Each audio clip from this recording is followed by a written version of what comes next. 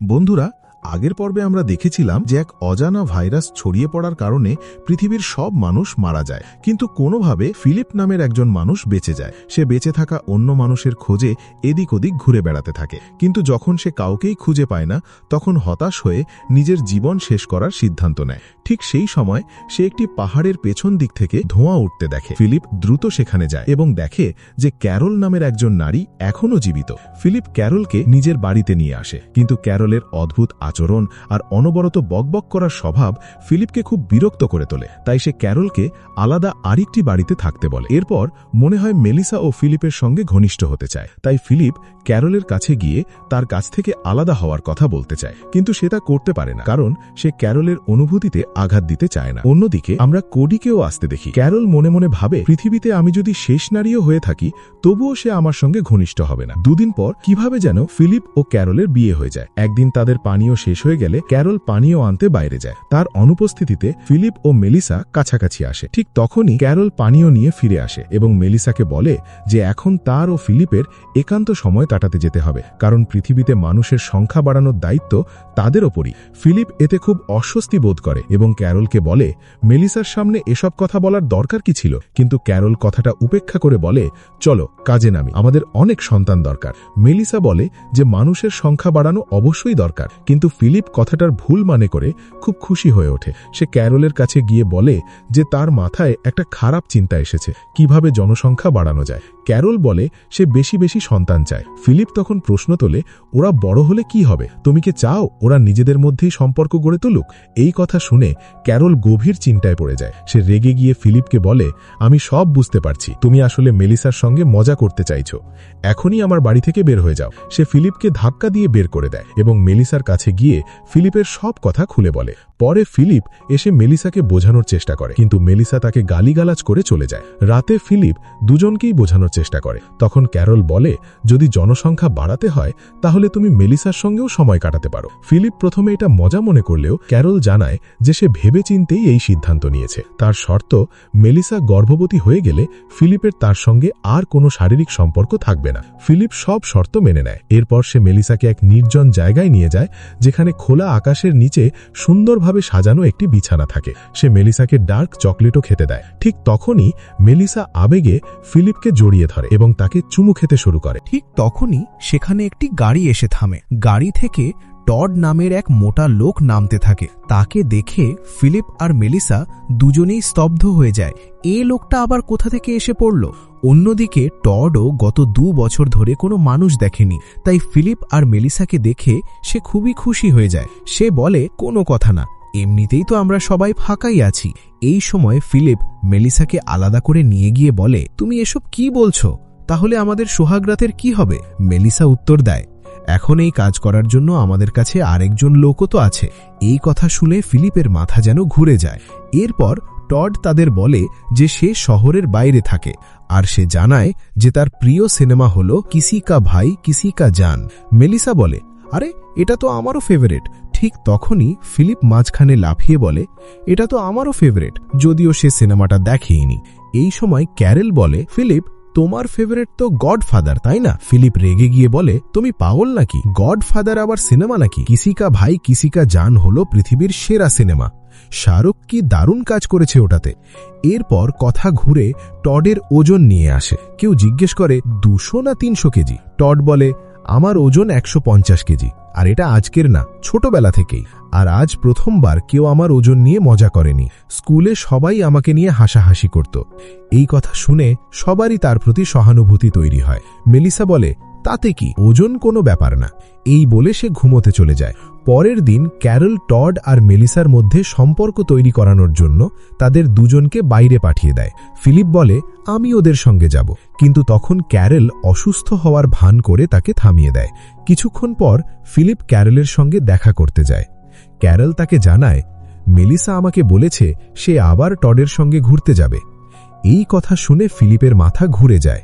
সে বলে, তাহলে আমাদেরও ওদের সঙ্গে যাওয়া উচিত, যাতে দেখা যায় ওদের মধ্যে কি হচ্ছে। হাঁটতে হাঁটতে হঠাৎ মেলিসা টডকে জিজ্ঞেস করে, তোমার পেটে এই দাগটা কিসের? টড বলে, আমি আমার সৎ ভাইকে কিডনি দান করেছিলাম, কিন্তু সেটা তার শরীরে মানায়নি আর সে মারা গেছে। এই কথা বলেই টড কান্না করতে করতে সেখান থেকে চলে যায়। এরপর সেই রাতেই ফিলিপ মেলিসার বাড়িতে যায় যাতে সে তাকে টডের বিরুদ্ধে উস্কাতে পারে।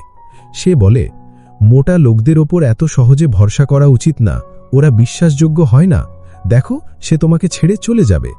মেলিসা দরজা বন্ধ করে দিতে যায়। তখন ফিলিপ বলে, এটা সব হচ্ছে কারণ গত 2 বছর ধরে আমি শুধু খেলনাগুলোর সঙ্গে কথা বলেছি। এই কথা শুনে মেলিসা দরজা খুলে বলে, সত্যি তুমি খেলনাদের সঙ্গে কথা বলো? ফিলিপ বলে, হ্যাঁ। তারপর সে মেলিসাকে তার বন্ধুদের সঙ্গে পরিচয় করাতে নিয়ে যায়, সব খেলনা। পরে ক্যারল টডকে বলে, আচ্ছা তোমার সঙ্গে কি আমার কোনো চান্স আছে? ক্যারল বলে, একদমই না।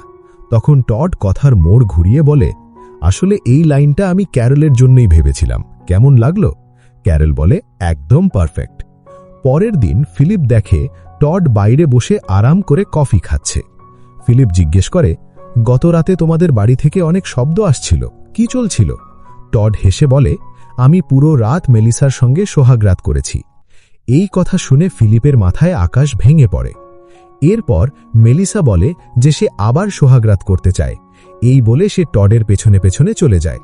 ফিলিপ যখন নিজের বাড়িতে ফেরে তখন সে আবার চিৎকার চেঁচামেচির শব্দ শুনতে পায়। এর মানে ছিল কার্যক্রম আবার শুরু হয়ে গেছে। ঠিক তখন সে ফিলিপকে জিজ্ঞেস করে, তুমি কি জানো আজকাল মেলিসা আর টড দিন রাত শুধু একসঙ্গেই সময় কাটাচ্ছে? এই কথা শুনে ফিলিপের ভেতরটা জ্বলে ওঠে। সে বলে, ইয়ার আমাকে এসব ফালতু কথা বলো না। ঠিক সেই মুহূর্তেই আবার চিৎকার চেঁচামেচির আওয়াজ ভেসে আসে। ফিলিপ রেগে গিয়ে বলে, আজ থেকে সোসাইটির সব অভিযোগ এখানেই লেখা হবে, আর প্রথম অভিযোগটা আমি নিজেই করছি। এখন থেকে তোমরা একসঙ্গে সময় কাটানোর সময় জোরে জোরে চিৎকার করবে না। এর জবাবে মেলিসা বলে, টড আর আমি যা করি তাতে তোমার কি আসে যায়? তখন ফিলিপ বলে, আচ্ছা তাহলে বলো তো, কে কে চায় যে ফিলিপ তার নোংরা পুল পরিষ্কার করুক? এই কথা শুনে তিনজনই হাত তোলে। এর মানে দাঁড়ায় ফিলিপকে এখন তার পুল পরিষ্কার করতেই হবে। এরপর টড আর মেলিসা আবার একসঙ্গে সময় কাটাতে চলে যেতে পারে। ফিলিপ হতাশ হয়ে বলে, সেদিন যদি আমি তাড়াহুড়ো না করতাম তাহলে টড এখানে আসতো না আর আমাদের সময়ও দারুণ কাটত। মেলিসা উত্তর দেয়, কিন্তু এখন আমার কাছে টড আছে। এই কথা বলেই সে সেখান থেকে চলে যায়। ফিলিপ একা বসে থাকে এই আশায় যে হয়তো সে তাকে নিতে আবার ফিরে আসবে। ফিলিপ তখন নিজের বাড়ি ফিরে যাওয়ার জন্য রওনা দেয়, কিন্তু কিছু দূর গিয়ে হঠাৎ ব্রেক কষে এবং জোরে জোরে চিৎকার করতে থাকে, আমি এটা কি করতে যাচ্ছিলাম? সেই রাতে সবাই একসঙ্গে বসে থাকলে টড তাদের নিজের হাতে বানানো পুতুলগুলো দেখায়। সেগুলো দেখে দুই মেয়েই খুব ইমপ্রেস হয়ে যায়, আর ফিলিপ ভেতরে ভেতরে জ্বললেও বাইরে খুশি হওয়ার অভিনয় করে। এরপর টড ক্যারলকে চমকে দিয়ে তার পোর্টেবল বাথরুম দেখায়। এটা দেখে ক্যারলও খুব খুশি হয়ে যায়। আবার সেই রাতেই টড তার হাতে বানানো পুতুলগুলো দেখায়। এগুলো দেখে দুই মেয়েই আবার বলে, ইয়ার লোকটা তো সত্যিই কমাল। পরের দিন ফিলিপ তার বন্ধুদের সঙ্গে দেখা করে বলে, এই টড তো আমার নাকে দম করে দিয়েছে, সবাই শুধু ওর কথাই বলে, কারোরই আমার কোনো পরোয়া নেই। এই কথা বলতে বলতে সে বাইরে বেরোয়। হঠাৎ সে এমন কিছু দেখে যে তার চোখ কপালে উঠে যায়। সে দেখে একটি গরু। গরু দেখেই সে দৌড়ে বাড়ি ফিরে আসে। টড বলে, আমার মামার খামারে গরু পালার অভিজ্ঞতাও আছে। এই কথা শুনে দুই মেয়ে আবার টডের ওপর ইমপ্রেস হয়, ইয়ার লোকটা কত দারুণ। তখন ফিলিপ বলে, না, এই গরুটা আমি পেয়েছি, আর আমি দুধ দিয়ে বানানোর সব জিনিস খুব পছন্দ করি। এরপর টড গরুর দুধ দোয়ায়। দুধ দেখে দুই মেয়ে আনন্দে লাফিয়ে ওঠে এবং সঙ্গে সঙ্গে দুধ পান করতে শুরু করে। ফিলিপও অপেক্ষা করছিল তারও দুধ খাওয়ার পালা আসবে বলে, কিন্তু তখন টড বলে, ইয়ার তোমার তো দুধে অ্যালার্জি আছে তাই না? এই কথা শুনে ফিলিপ চুপ করে যায়। কিছুক্ষণ পর ফিলিপ দেখে মেলিসা আর টড চা বানানোর জন্য দুধ নিতে এসেছে। দুজনকে একসঙ্গে দেখে তার ভেতরে প্রচণ্ড হিংসা কাজ করে। রাগের মাথায় সে গরুর দড়ি খুলে দেয় যাতে গরু পালিয়ে যাওয়ার সব দোষ টডের ওপর চাপানো যায়। পরের দিন সকালে গরু পালিয়ে যায়। টড খুব দুঃখ পায়। ফিলিপ তখন ভান করে বলে, হ্যাঁ সব দোষ তোমারই, তুমি গরুটাকে ঠিকমতো বাঁধোনি। তবে চিন্তা করো না, আমি তোমাকে গরু খুঁজতে সাহায্য করব, প্রয়োজনে নরকেও যেতে হলে যাব। অন্যদিকে মেলিসা যেহেতু ফিলিপকে ভালোভাবে চেনে তাই সন্দেহ করে। সে বলে, আমি নিজে সেই জায়গায় গিয়ে সব যাচাই করতে চাই, কারণ আমার ওপর তোমার ভরসা নেই। এই কথা বলেই সে সরাসরি বারে চলে যায়। এদিকে ফিলিপ লুকিয়ে লুকিয়ে তার পিছু নেয়, কিন্তু হঠাৎ সে দেখে মেলিসা বার থেকে খালি হাতে বেরিয়ে আসছে। এই দৃশ্য দেখে ফিলিপ পুরোপুরি হতভঙ্গ হয়ে যায়। টড বলে, ভাই কিছু মনে করো না, আমি চাই তুমি মেয়েদের বলো যে এই গরুটাকে তুমিই খুঁজে পেয়েছো। ফিলিপ বলে, ঠিক আছে, কিন্তু তুমি এটা আমার জন্য কেন করছো? টড উত্তর দেয়, ভাই তোমার কারণেই তো আমি এখানে এসেছি। যদি সেদিন তুমি বোর্ডে লিখে না রাখতে যে এখনো একজন মানুষ জীবিত আছে, তাহলে আমি কখনোই এই শহরে আসতাম না, আর মেলিসার সঙ্গেও দেখা হতো না। এখন আমার কাছে বন্ধু আছে, একটা গরু আছে, যেটা পেয়ে আমি খুব খুশি, আর এসবই তোমার জন্য সম্ভব হয়েছে। সেই রাতে সবাই একসঙ্গে বসে থাকলে ফিলিপ বলে, দেখো আমি গরুটাকে খুঁজে পেয়েছি। এটা শুনে সবাই খুব খুশি হয়ে যায়। রাতে যখন সবাই নিজের নিজের ঘরে ঘুমাচ্ছিল, হঠাৎ ক্যারেল জোরে জোরে চিৎকার করতে থাকে। শব্দ শুনে সবাই তার বাড়িতে ছুটে যায় এবং দেখে গরুটি ক্যারেলের ঘরের ভেতরে ঢুকে পড়েছে। এটা দেখে ফিলিপ হাসাহাসি করতে শুরু করে। ক্যারেল এতে খুব রেগে যায়। ফিলিপ ভেতরে ভেতরে বিরক্ত হতে থাকে, ইয়ার আমি কার সঙ্গে আটকে পড়েছি। তার উপর ক্যারেল ঘুমানোর সময় অক্সিজেন মাস্ক পরে ঘুমাতো, যেটা থেকে খুব শব্দ হতো। এই শব্দে ফিলিপ ঘুমোতেই পারত না, কিন্তু সে কিছু করারও ছিল না। পরদিন সকালে ফিলিপ দেখে তার ম্যাগাজিনগুলো নেই। সে ক্যারেলকে জিজ্ঞেস করে, আমার ম্যাগাজিনগুলো কোথায়? ক্যারেল বলে, আমি সব গুছিয়ে গ্যারেজে রেখে দিয়েছি। ফিলিপ বলে, ওগুলো আমার হাত চালানো গাড়ি চালাতে দরকার হয়। এরপর ক্যারেল তাকে কিছু বিজ্ঞাপনের কাগজ দেয়। রাগে ফিলিপ সব জিনিস একসঙ্গে করে আগুন লাগিয়ে দেয়। আকাশের দিকে তাকিয়ে সে বলে, তুমি কেন আমার সঙ্গে এসব করছো? ওই মোটা লোকটার ভাগ্যে এত ভালো জিনিস জুটে গেছে, মেলিসার মতো মানুষ, আর আমার ভাগ্যে কি জুটেছে? এই পচা ঝামেলা। আমিও তো এমন কাউকে পাওয়ার যোগ্য যার সঙ্গে আমি শান্তিতে থাকতে পারি। ঠিক তখনই তার সামনে একটি গাড়ি এসে থামে।